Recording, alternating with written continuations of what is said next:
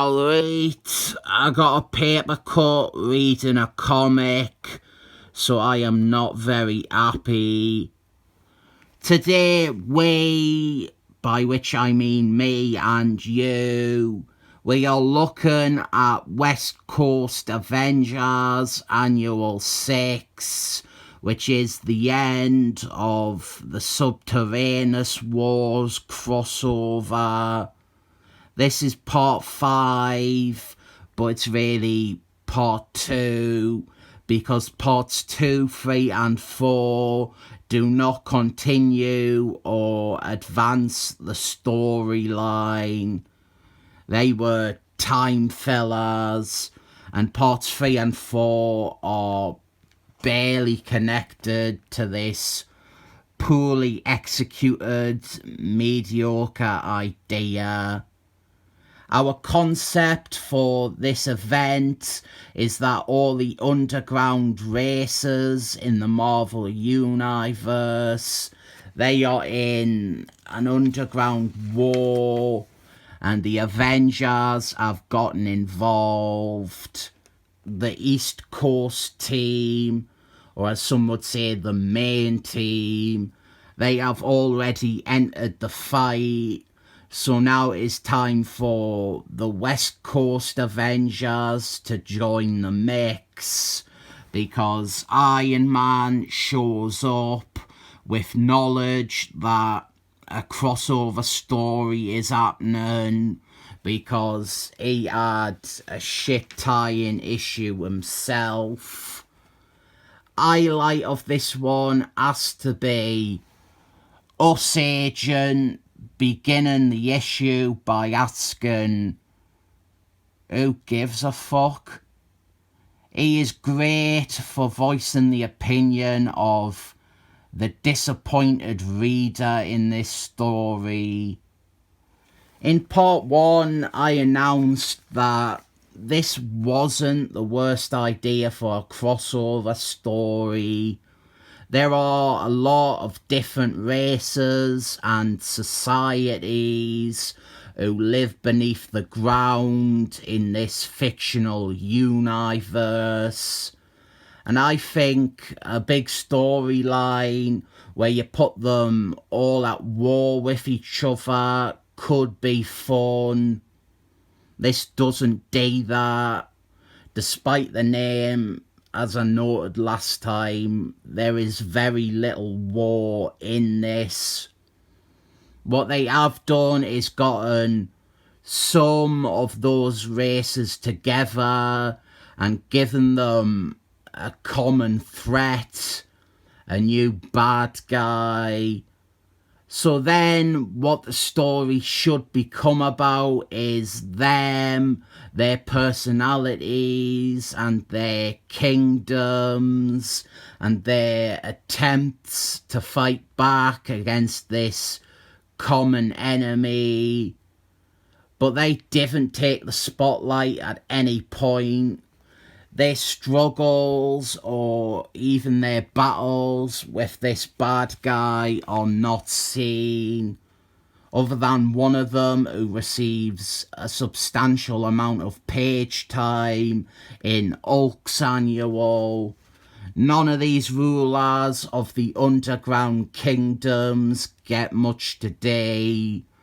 So then the story becomes about the Avengers entering into this conflict and all the ideas of it, the underground war, the different rulers, the alliances. They gone to the background because we're meant to be seeing it from the Avengers' point of view. That could be fine, but 2 parts of a story is not enough to really give us much to gan on. And then the Avengers themselves, they are only passively involved. These 2 parts, both by the same writer, they really feel like a fill-in story, A story where the Avengers are just sleepwalking through a plot that doesn't matter.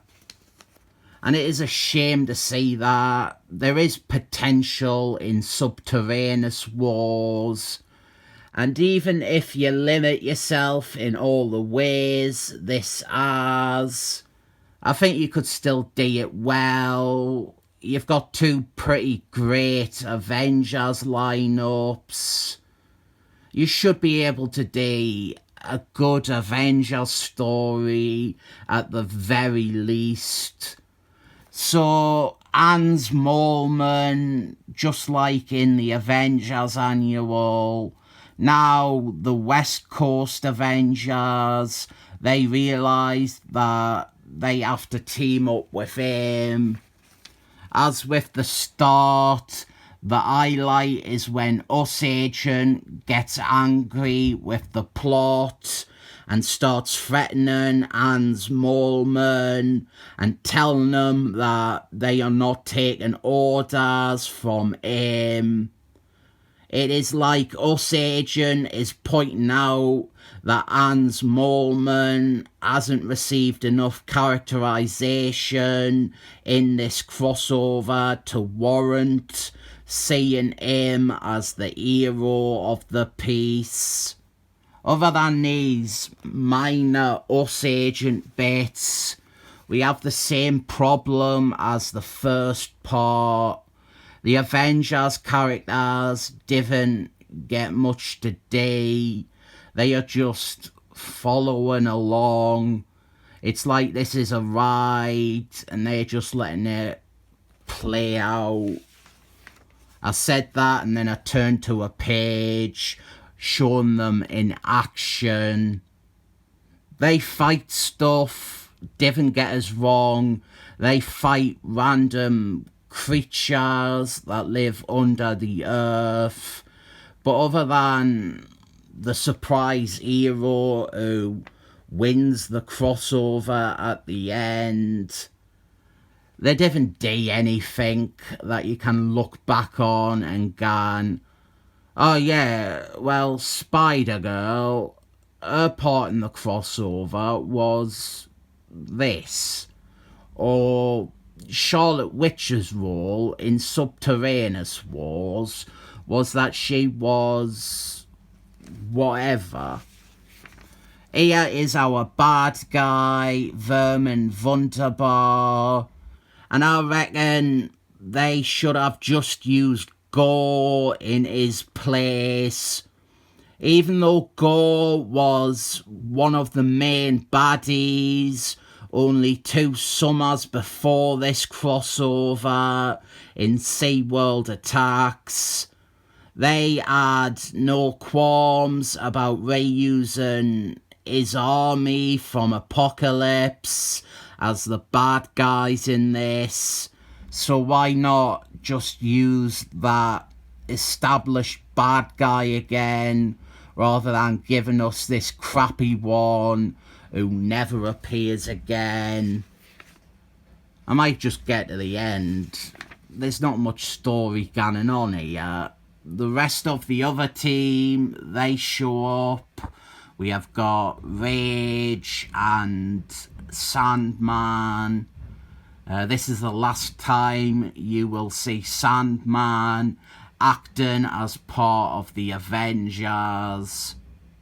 But the thing I want to talk about is the character who saves the day. Groot-esque. He turns out to be evil. A twist which is not earned at all. But the big hero is Flame and Lightning. It seems really random, and it probably is. But it is nice to give the guy something that he can say he did. Too often, he was just stood around with the real Avengers, or he is meant to be the inexperienced rookie. He was a character who never took off. And then they retconned that he was gay. That was a retcon that didn't hurt him. It was done as part of a joke, but as a character, him being gay doesn't alter or change his past appearances. He did have a girlfriend, I think, but it was never a central plot or focused on. Him being gay is one that works, and I didn't get any of that homophobic subtext where a writer or editor has sat down and looked for a character exhibiting telltale signs or stereotypical gay behaviour.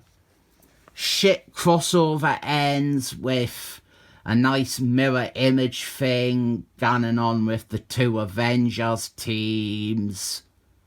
I won't bother with the backup stories, although the last one, it is about Flame and Lightning. It gives us a look at his family life. By the way, it was Dan Slott who made him gay. It was a punchline to a joke, but the joke wasn't at his expense. It was fine. I think it does add another facet to his character, but it didn't help him appear in comics anymore. This is a shitty crossover. They screwed up every part of it that could be good. It is bad, and I didn't recommend it, and I didn't know what else to say about it. 7 thumbs up.